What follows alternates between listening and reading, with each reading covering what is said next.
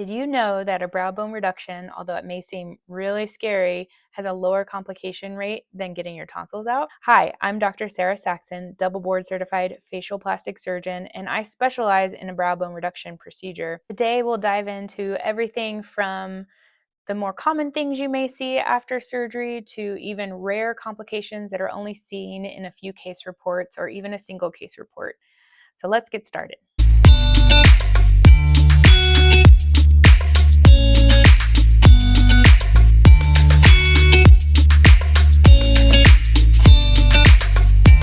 Can happen after brow bone reduction is bleeding. So the incision for a brow bone reduction is either right in the hairline or just behind the hairline. The scalp is very vascular, so there are small and large blood vessels there. We cauterize those vessels, but you have to be very careful because if you have overly aggressive cautery, you can actually damage some of the hair follicles. So the local anesthetic that I use right before your surgery has epinephrine in it, and that can clamp down on those blood vessels to make surgery much easier without having to cauterize quite as much. Once that epinephrine wears off, some of those tiny vessels can open up, leading to a little bit of ooziness. I don't leave drains in after surgery because severe bleeding is generally not seen. If someone has bleeding disorders or are on blood thinning medications, this can happen. And if this does happen, if this does happen, you come into the office and I can open up the incision slightly and cauterize any vessels. But again, it's usually not seen because the actual closure of the incision will generally close off any remaining blood vessels that tend to want to open up and ooze. Another thing that can happen, like with any surgery, is infection. A brow bone reduction is generally within the frontal sinus here, so the sinus contains bacteria in it, which is why I give you antibiotics after surgery, and this generally will cover any remaining bacteria that can contaminate the wound. Like I said before, the scalp is very vascular, and so that leads to a lot of blood supply to the area to help heal that area very quickly. And what that means is your infection rate is minimized too. But because we're in a contaminated environment, because your sinus is right there, it is very important that you take your antibiotics after surgery to minimize any risk of infection. Another thing, like with any surgery that you can see with brow bone reduction, is scarring. In order to gain access to this area, the incision has to be fairly large. And so it goes all the way across here or all the way across in the front. There are a few tricks that you can do to minimize scarring. So what I do is I make the incision in a way, it's called a trichophytic incision, and it's beveled. And so over time, hair actually goes through the incision to partially camouflage it. The other thing that you want to do to minimize scarring is minimize tension on the incision. And so I make relaxing incisions around the incision site underneath the scalp in a layer called the galea, and that reduces the tension on the incision. I also place lots of long-acting dissolving sutures called PDS sutures in the galea, and the galea aponeurotica is the layer of the scalp that actually has a lot of strength to it. Both the galea and the periosteum, or the layer just above the bone, don't stretch a lot. And so if you place lots of stitches in that layer, it actually takes tension off of it. There are some surgeons that will place endotines or bone tunnels or screws to help minimize tension on the incision to help with scarring. I find that I don't really need to do that as long as I place lots of those PDS sutures in the galea. The suture that I use on the surface of the skin is one that is less sensitizing. And so I want to minimize inflammation in that incision to help with scarring as well. Another thing I do in surgery is I inject something called platelet-rich fibrin, which is a blood draw that we spin down in a centrifuge and use your body's own growth factors to place in the incision all the way across. And what that does is mature the scar more quickly, as well as help those hair follicles grow a lot faster. Lastly, another thing that I do after surgery to help with scarring is I have you use a spray called Puricin spray, which is hypochlorous acid, and that minimizes inflammation as well and helps wounds heal more quickly. So we want that scar to mature as quickly as possible to withstand all the forces of the skin pulling and retracting back as you continue to heal. I find that that is my go-to cocktail, if you will, of how to minimize scarring with great results over time. And I've been teaching surgeons from all over the country at our conferences to use some of these techniques because I find they work really well in an area that generally has a lot of tension on it. Usually around the 3-month mark, any redness that occurs in the scar will start to fade. You can put you can put makeup on the incision around the 2-week mark, but generally somewhere between that 3 and 6 month mark, you won't really see the incision that much, but it takes a whole year to completely heal. One thing that can be seen, but I don't really see after brow bone reduction, is a seroma. So anytime you lift up the skin in any place in the body, you can develop fluid collections underneath the skin. With brow bone reduction in particular, I'm always doing a brow lift. This closure is relatively tight, and so that is why I don't need to leave drains. And I leave a compressive wrap going around the forehead and sometimes up and down like this to really put some compression on the skin. But in general, it already feels pretty tight, and that limits the empty space where fluid can collect. So I really don't see seromas after surgery, but it is a potential risk. Another thing that can happen is delayed healing. And again, this is very rare, but the two situations where I see some delayed healing is in patients who are plant-based, so vegans, vegetarians, and smokers. So it is very important to get enough protein in your diet after surgery, both before and after surgery, actually. And I'll have you start supplementing your diet with protein shakes, and there are vegan versions of this. I want you to get between 100 and 150 grams of protein after surgery, and that helps speed up the healing process. Of course, we don't want you smoking anything, nicotine products, even marijuana, before and after surgery, which can affect your healing. If you are a smoker, we will do a nicotine test both the month before your surgery as well as the day of your surgery. This will optimize your body to heal appropriately, because if you have any nicotine in your system, that can delay healing, widen your scar, and lead to a lot of problems, including infection and other things. So we want to optimize your body to heal the most effective that it can. One thing that can be variable, and I can't predict too much, is pain or headaches. The incision on the side here comes deep to a layer called the temporalis fascia. As that fascia heals, it can cause a little inflammation right where it attaches to the temporalis, the temporal line here. Some people can get triggered with migraines from that healing process. I find that if you have a history of clenching, so clenching your teeth a lot, that can be a higher risk for you. I have done a little Botox in the temporalis muscle here if that's a problem. During surgery, I do regional anesthesia, meaning I do nerve blocks in the supraorbital and supratrochlear nerves here, both with short acting and long acting local anesthesia. And what that does is prevent your body from registering a pain response even while you're asleep under anesthesia. And we've seen with research that that helps with more long-term pain as well. So, because of swelling immediately after surgery, as that numbing medication wears off, it can feel almost like a tension headache. But then after that, you'll experience some numbing around the forehead and scalp. Um, and generally, my patients are only on alternating Tylenol and ibuprofen. I do give you a few pills of stronger pain medication if you need it those first few days. But in general, most of my patients don't really need to use that. There are several instances where I've had people who have a lower threshold for pain or have had pain medicine throughout their life for various other injuries and things like that, and they may need stronger pain medicine throughout the whole recovery process. Um, I like to be transparent about that because everyone's a little bit different with pain. One topic that people are really nervous about with brow bone reduction is hair loss, and there's something called shock hair loss or telogen effluvium that can happen after any scalp procedure or really any surgery in general, because any stress to the body can cause some hair shedding. Even severe weight loss can cause hair shedding, or just stress in general in your daily life from work to any kind of stressful issues that you may have. But when you have surgery in that area in the scalp, it can cause some of the hair follicles to go in their dormant phase. And this is another reason why I do platelet-rich fibrin injection, because it can help with that and prevent some of that hair shedding.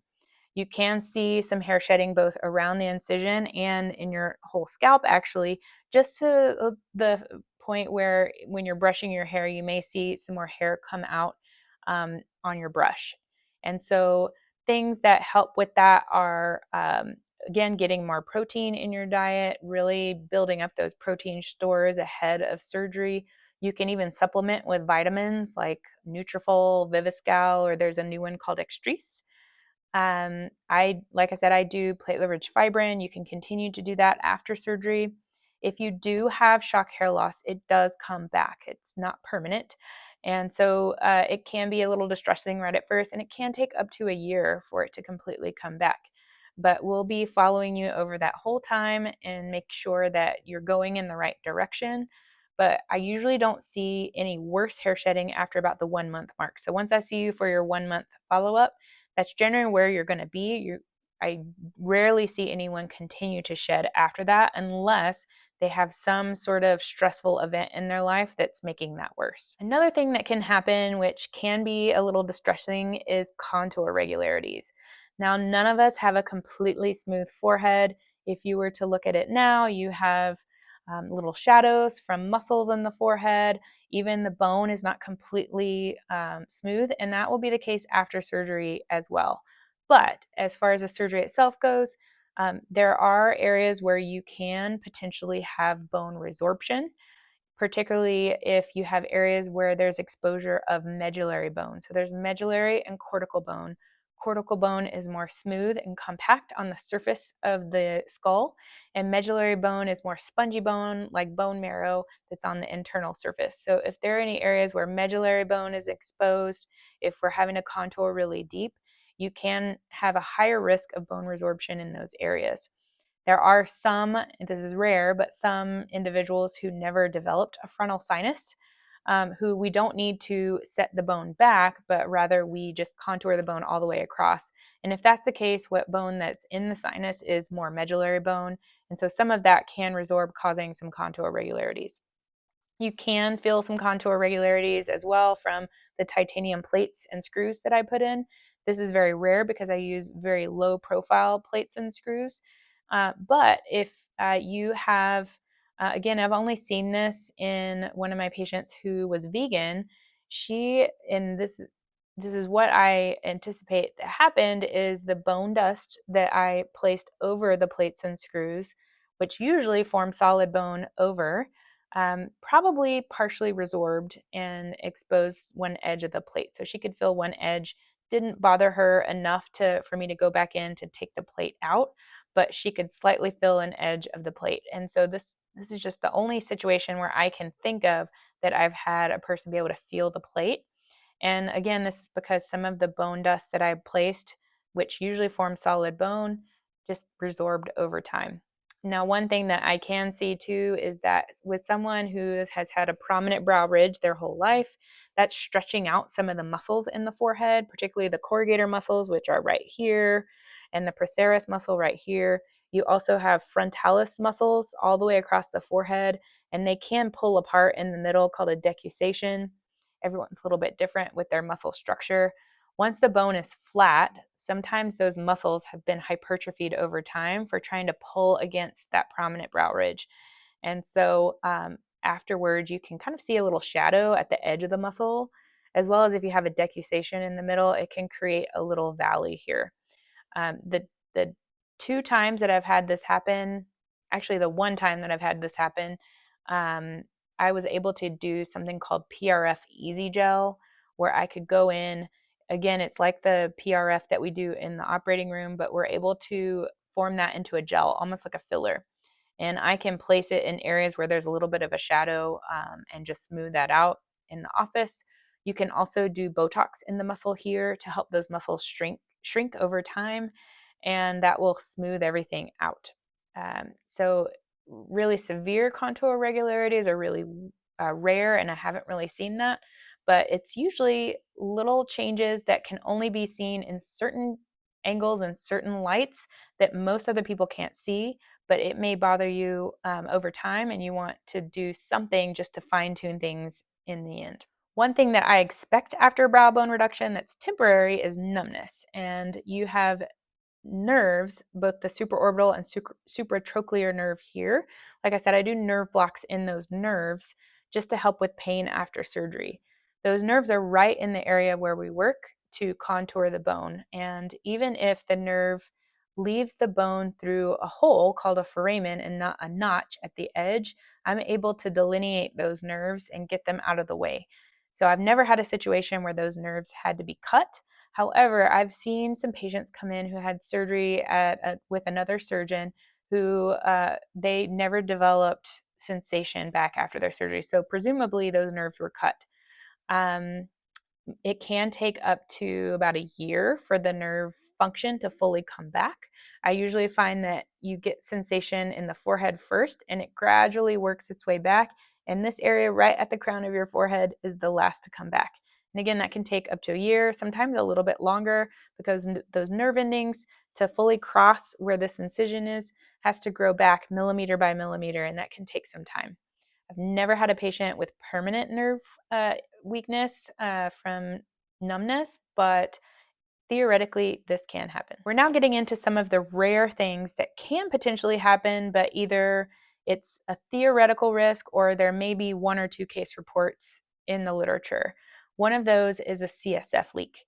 CSF is cerebrospinal fluid. It's the fluid that cushions your brain between the skull and the brain itself. And so your brain is literally floating in some fluid there. So if there are any defects in the bone, any cracks or anything like that, you can have leakage of that fluid. And it generally would come out through your nose as a constant drip, almost like a salty taste. It doesn't take a very big defect in the bone for this to happen. And so more aggressive surgeries like those that use image guidance or pre-surgical planning with drill guides and things, I've seen any of these major complications more using those techniques because CT scans are not foolproof. They're actually made of several millimeter width slices, and sometimes the image guidance can be slightly off. So even a millimeter off can be the difference between a CSF leak and not. Using my technique, I've never seen a CSF leak, but I'm always aware of it. And if anyone were to come to me with symptoms of constant dripping and a salty taste in their mouth, that's the number one thing that I would look for. And in the same way, something called pneumocephalus or air around the brain can happen if there's any defect in the bone. What can happen if this occurs is altered mental status, or if you're very confused or drowsy or just don't feel like yourself after surgery, let us know as soon as possible. If we need to, we can do a CT scan. I've never had this happen before, but it's always a theoretical risk that can happen.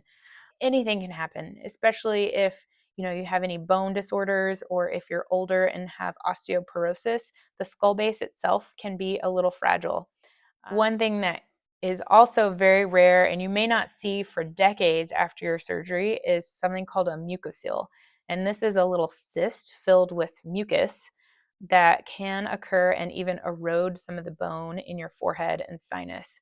And this stems from the mucosa, which is the lining of your sinus.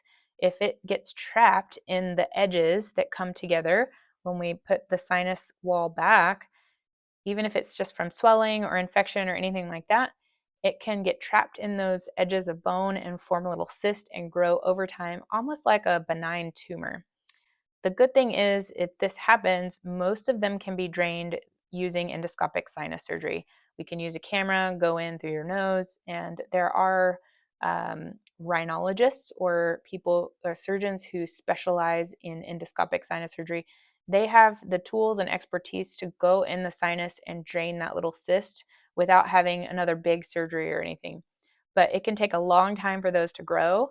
And so generally most don't show up with mucoceles until decades later. And we really don't have anything in the literature after brow bone reduction, but we do have instances where someone has had a fracture in their frontal sinus and has been repaired, but then came back years later with a mucocele. So again, these are things that can happen, but are very rare. But because we have a lot of patients who have had frontal sinus fractures, we know that surgery in that area can potentially lead to a mucocele. One thing that was interesting, I went to a women physician conference called Pinnacle, and I started talking to a oculoplastic surgeon who told me that she was at Stanford, and they've had a series of patients who had double vision after brow bone reduction. And they said, we're going to have a paper coming out soon, but it's something that interesting that I don't know anyone is talking to or talking about. And so what she said was that there are some surgeons in that area doing a lot of these procedures, and presumably when they're elevating the tissues around the eye socket, they're elevating a little bit too far into the eye socket where they damage something called the trochlea, which is kind of a attachment where the superior oblique muscle attaches to.